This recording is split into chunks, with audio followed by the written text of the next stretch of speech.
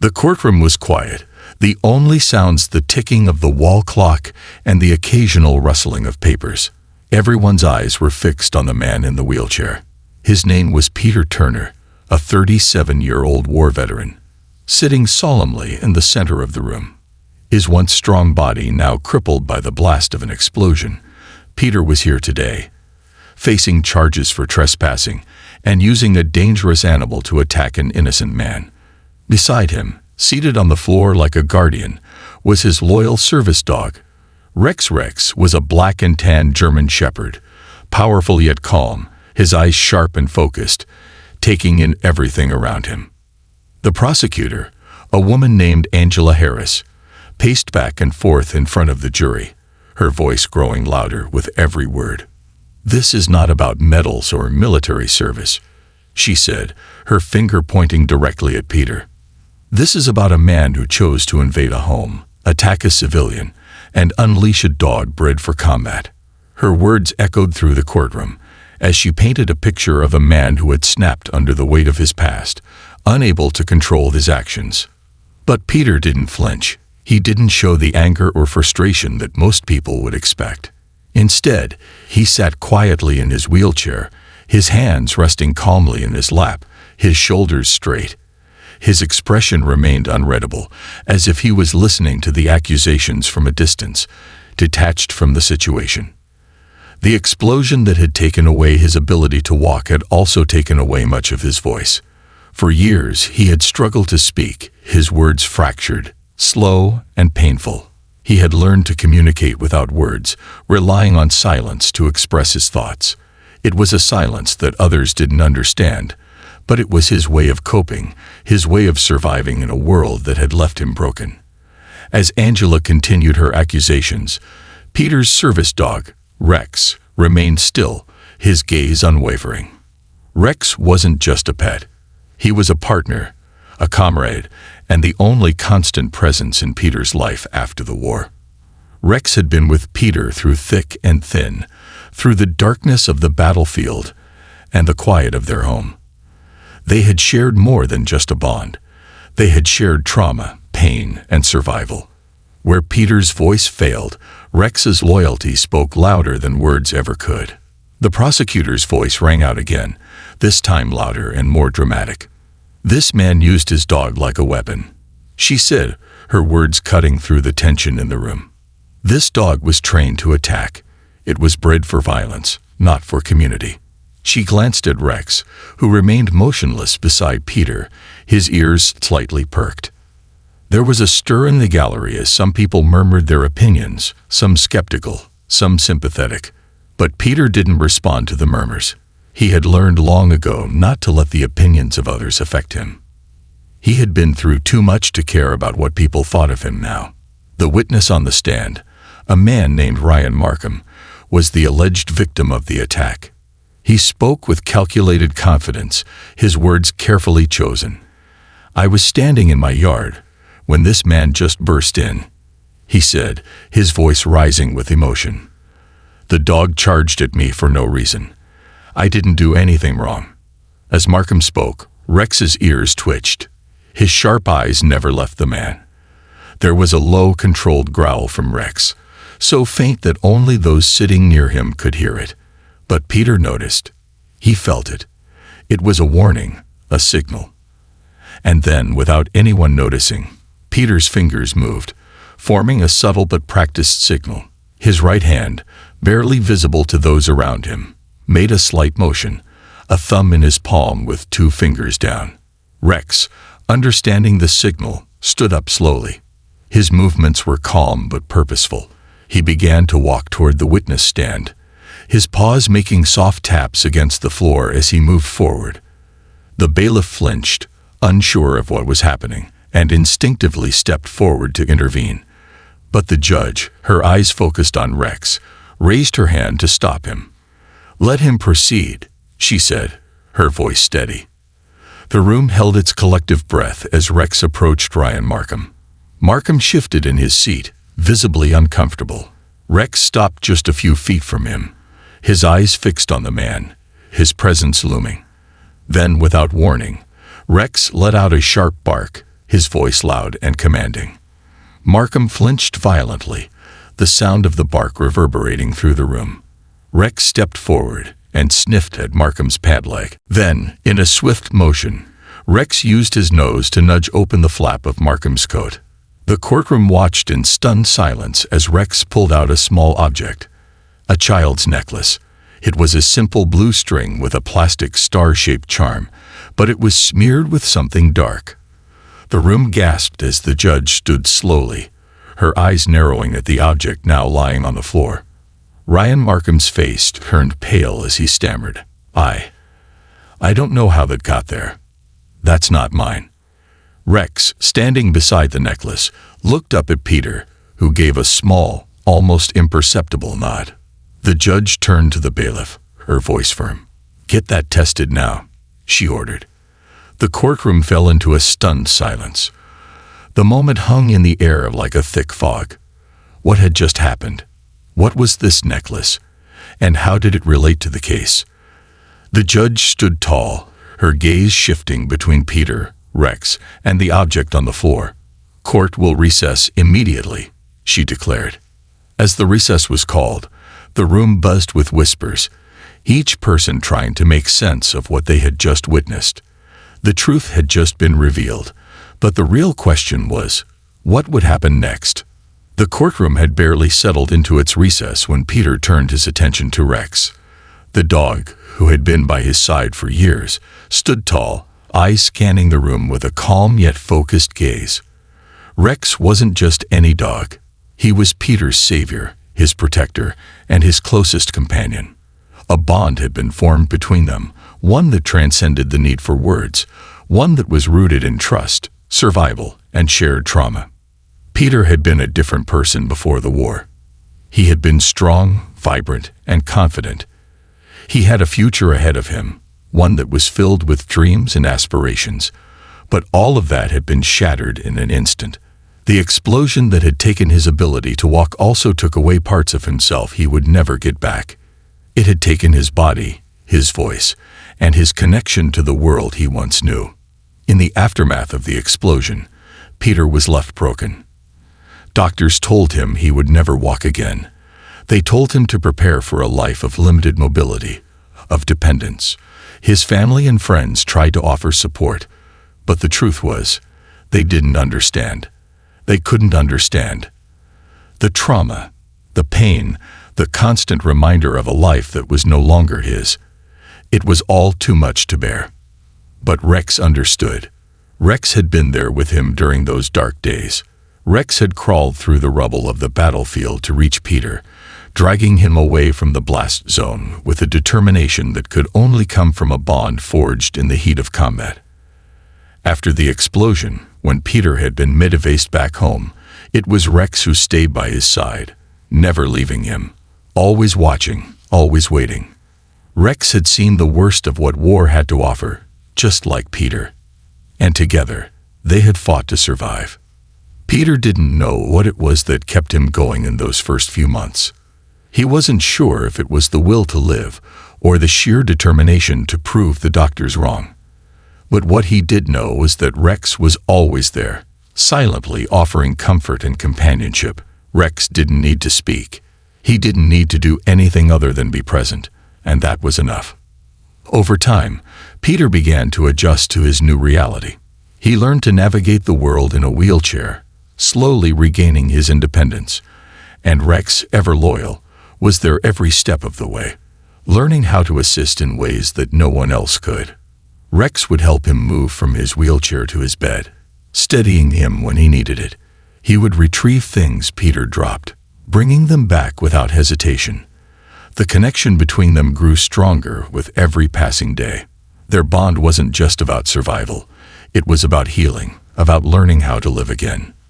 But it wasn't just about physical assistance. It was about the quiet moments, the unspoken understanding between them. Rex could sense when Peter was struggling emotionally, when the weight of the world felt too heavy. Rex would nudge his hand, a soft reminder that he wasn't alone. And Peter, in return, would whisper words of reassurance, not because he needed to speak them aloud, but because Rex could hear them in the quiet of his heart. It was this bond that had kept them both going, while others saw them as broken. As two souls scared by war, Peter and Rex saw themselves as survivors. They had been through the fire together, and they had emerged stronger, not because they were without scars, but because they had learned to live with them. Their journey was far from over, but they had found something precious, a sense of purpose in the face of adversity. As Peter sat in the courtroom, his mind wandered back to those early days of recovery. He remembered the sleepless nights, the days when it felt like the world was closing in on him. But through it all, Rex had been there, a constant reminder that he wasn't alone. They were a team, and nothing would ever break their bond. Now in the courtroom, with everything on the line, Rex had proven just how strong that bond was. The subtle signal that Peter had given, the way Rex had responded, was not just a demonstration of their training. It was a testament to the deep understanding between them, the silent language they shared. Rex had acted without hesitation, without fear, because he knew what needed to be done. He had exposed the truth, the hidden object that had changed the course of the trial.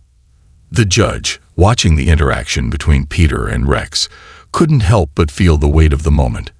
She had seen many trials, many cases, but this one was different. There was something about the connection between the man and his dog that was impossible to ignore. It wasn't just a legal matter. It was something deeper, something more profound. Rex had done more than just reveal an object. He had shown the courtroom what true loyalty looked like. He had reminded everyone present of the power of trust and the bond that could form between a human and an animal.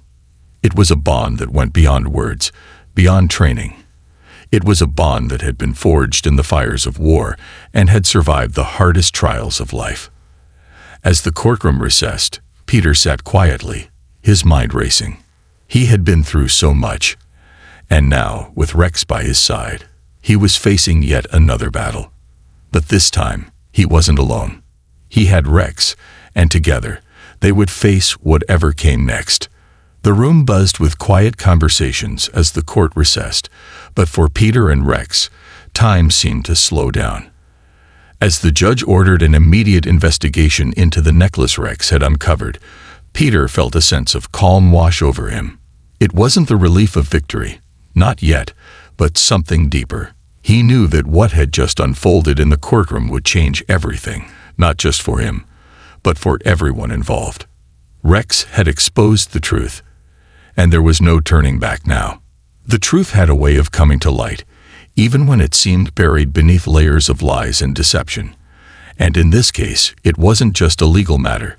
It was a matter of justice, of protecting the vulnerable, of ensuring that the right people were held accountable. Rex had done more than just follow commands. He had exposed the lies and shown the courtroom the evidence that would shift the entire case. He had proven, without a shadow of a doubt, that sometimes the most profound truths are revealed not through words, but through actions. As the hours passed and the investigation began, Peter's thoughts drifted back to the days before the trial, to the moments when he had been haunted by his past. Life had changed dramatically for him since the explosion, and he had learned to live with the weight of his new reality. But even in his darkest moments, Rex had been there, a silent, steady presence by his side, offering comfort in ways words never could. Together, they had built a new life, one where silence and understanding spoke louder than any words. Now, in this moment, Rex was speaking for him once again. The dog's actions in the courtroom had shown that there was more to this story than what the prosecution had painted. Rex had exposed the truth about Markham's role in the events that had unfolded that night, and Peter knew that the investigation would confirm what they had all suspected, that Markham was not the innocent man he had claimed to be. The next morning, the investigation yielded results that sent shockwaves through the courtroom. DNA testing on the necklace found traces of blood matching that of a child. Further inquiries revealed that Markham had been hiding a dark secret. He had been abusive toward his son, the same child whose necklace Rex had uncovered. The boy had been in immediate danger, and Markham's attempt to frame Peter as the aggressor had been a calculated effort to deflect attention from his own actions. The judge's decision came swiftly. "The charges against Mr. Turner are hereby dropped," she announced, her voice firm and unwavering. "An investigation into the home life of Ryan Markham will proceed immediately, and charges of child abuse are being filed against him. Justice has been served, thanks to the efforts of Mr. Turner and his service dog, Rex." Peter felt a wave of relief wash over him, but it wasn't a feeling of triumph. There were no cheers, no celebrations. Instead, he felt a quiet sense of closure. The truth had been revealed, and for the first time in a long time, he felt that he could breathe again. He wasn't just a veteran trying to make sense of his broken world. He wasn't a man caught up in a system that didn't understand him. He was someone who had fought for justice, not for himself, but for a child in need. As the courtroom emptied, Peter remained seated, his eyes fixed on Rex. The dog had sat silently by his side throughout the entire trial, his loyalty unwavering. Rex hadn't just been his companion. He had been his voice, his strength, and his protector. Together, they had fought not only for justice, but for the future of that young boy, the one who had been saved from a life of abuse because of Rex's instincts and Peter's unwavering commitment to what was right. Outside the courtroom, the world seemed to have changed overnight. The media descended on Peter's small apartment, eager for a story, eager for answers. News outlets ran with the headline, "Veteran and Service Dog Expose Child Abuse in Courtroom Bombshell." Interviews, book deals, and documentary offers flooded in. But Peter didn't want any of it. He wasn't interested in fame or recognition. All he wanted was peace, the kind that had been so elusive for so long. He declined the media offers, the interviews, and the spotlight. "This story wasn't for profit," he said quietly to one journalist. "It wasn't for attention. It was for one boy who didn't have a voice." Instead, he took the donations that had come from well-wishers and used them to create something far more meaningful, something that would continue to help others long after the trial was over. He founded a nonprofit organization, Paws of Valor, with the mission of training service dogs for veterans suffering from post-traumatic stress disorder, speech impairments, and physical disabilities. His focus was on veterans like him, those who had been broken by the war, but were still searching for a way to heal. Rex, his loyal companion, became the heart of the organization, training new dogs to assist veterans in their journey of recovery. It wasn't about fame or accolades. It was about giving back, about ensuring that the bond between man and dog could help others the way it had helped him. The organization grew steadily, helping veterans across the state. Many of them came in feeling lost, unsure of their place in the world, just like Peter had felt all those years ago. But with the help of their service dogs, they found a renewed sense of purpose. They learned to trust again, to live again, and to heal in ways they never thought possible. One afternoon, Peter was invited to speak at a local elementary school during Veterans Week. The children were wide-eyed, hanging on every word as he spoke about the importance of service, courage, and resilience. But at the end of his talk, one of the students raised her hand, her voice soft. "Mr. Turner," she asked, "does Rex really know what justice means?" Peter looked down at Rex, who was lying quietly at his feet, his tail gently tapping the floor. He smiled and answered, "No, but he knows what love means, and that's all justice ever is." The room fell into a hushed silence before erupting into applause. Rex looked up at Peter, then back at the children, as if he understood every word. And maybe he did. Sometimes, the most profound truths were the simplest ones. Sometimes, justice wasn't about the loudest voice or the most dramatic gesture. Sometimes, it was about a quiet act of love, a steady presence, and the courage to do what was right. Peter and Rex didn't need to say much. Their bond spoke for them. Together, they had shown the world that the quietest companions often make the loudest difference. The days following the trial passed slowly for Peter and Rex. Life, in its usual rhythm, had resumed its course, but something had irrevocably changed. The weight of what had transpired in the courtroom, the revelation, the justice, and the unspoken promise between a man and his dog lingered in the air like an unspoken truth. The world outside seemed to spin faster than ever, but Peter felt a stillness in his heart that he hadn't known in years. Despite the media frenzy that followed the trial, despite the interviews, documentaries, and book deals that flooded his doorstep, Peter remained unchanged. He didn't seek the limelight. He didn't want the praise or the attention. For him, it was never about being the hero. It was about doing what was right, about standing up for the voiceless and giving back in a way that mattered. He didn't need recognition for what he'd done. The only recognition he needed was the quiet contentment he felt when he saw Rex by his side, always loyal, always watching over him. But life had other plans. The media didn't let go. They couldn't get enough of the story of the war hero and his dog who had exposed child abuse in a courtroom. Stories of their bond, their courage, and their determination spread like wildfire across the country. And while Peter continued to decline interviews and press appearances, he found that people began reaching out to him in ways he hadn't anticipated. Veterans, in particular, began contacting him, sharing their own stories of struggle and survival. At first, Peter read the letters and messages with quiet empathy. He understood the pain, the isolation, the feeling of being lost in a world that didn't seem to care. He had been there. He had felt the same way when he returned from the war. But as the letters kept coming, something in him shifted. He realized that maybe, just maybe, there was something more he could do, something more than just living quietly in the background. He had always known the power of a service dog. Rex had saved him in more ways than one.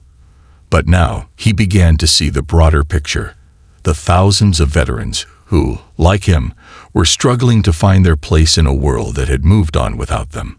These men and women needed the same kind of help Rex had given him: unconditional support, loyalty, and a sense of purpose. They needed to find their own version of peace, the way he had found his with Rex. So, Peter made a decision.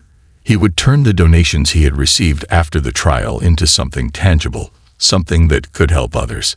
He founded a nonprofit organization called Paws of Valor, dedicated to training service dogs for veterans who were struggling with post-traumatic stress disorder, physical disabilities, and the emotional scars of war. It wasn't going to be easy, but he knew it was necessary. Rex had shown him what was possible, and now it was time to pay it forward. The organization's mission was simple but profound: to match each veteran with a service dog that could help them regain their independence, their dignity, and their purpose. The dogs, carefully trained to provide emotional support, assistance with daily tasks, and the companionship that many veterans so desperately needed, would help these men and women heal in ways they couldn't have imagined. For Peter, it wasn't just about giving veterans a dog. It was about giving them hope, giving them a reason to move forward. The first few months were challenging. The logistics of starting a nonprofit were overwhelming, and there were moments when Peter doubted whether he could pull it off. But every time he felt discouraged, he looked down at Rex, who lay quietly at his feet, and he knew that he couldn't give up. Rex had never given up on him, and he wasn't about to give up on the veterans who needed his help. Soon, Paws of Valor began to take shape. The first dog, a golden retriever named Max, was trained and matched with a veteran named John, a former Marine who had returned from the battlefield haunted by memories of war. John had struggled with anger, isolation, and the heavy weight of survivor's guilt. But with Max by his side, John began to find his way back. Max wasn't just a dog. He was a lifeline. He helped John navigate the world again, offering a sense of calm and stability that he hadn't felt in years. Word began to spread about the success of the program, and more veterans reached out for help. Each success story fueled Peter's passion, and soon, the organization was helping dozens of veterans across the state. The dogs weren't just service animals. They were partners, companions, and friends. They were the bridge between a life that felt impossible and a future filled with possibility. One day, Peter received a letter from a young woman named Claire. She had served in the military, and like many others, she had returned home with scars that ran deeper than what the eye could see. Claire had struggled with depression and anxiety, feeling as though she had lost herself in the chaos of war. But when she was paired with a dog named Bella, everything began to change. Claire wrote about how Bella had helped her face her fears, find her strength, and regain the confidence she had lost. She thanked Peter and Rex for showing her that healing was possible, that she wasn't broken beyond repair. Peter held the letter in his hands, a quiet smile tugging at his lips. This was why he had started Paws of Valor. This was the moment that made all the hard work worthwhile. For every veteran who found a renewed sense of purpose, for every life that was touched, Peter knew that the bond between him and Rex had made a difference. It had started with two broken souls. Peter, a war veteran, and Rex, a service dog. And together, they had created something beautiful, something that would live on long after they were gone. The room was filled with men and women who had seen the horrors of war, who had fought battles both on the front lines and within themselves. But as Peter spoke, sharing his journey of healing with Rex by his side, something extraordinary happened. He could see the change in their eyes, the spark of hope flickering in their hearts. For the first time in a long time, they saw that healing was possible. When the speech was over, a young man approached Peter, his eyes full of gratitude. "Thank you," he said quietly. "Thank you for showing me that there's still hope.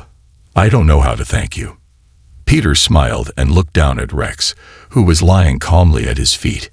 "You don't have to thank me," Peter said softly. "You just have to keep moving forward. With a little help from a friend, anything is possible." And with that, the room was filled with the sound of applause, a sound that resonated with hope, courage, and the unbreakable bond between a man and his dog.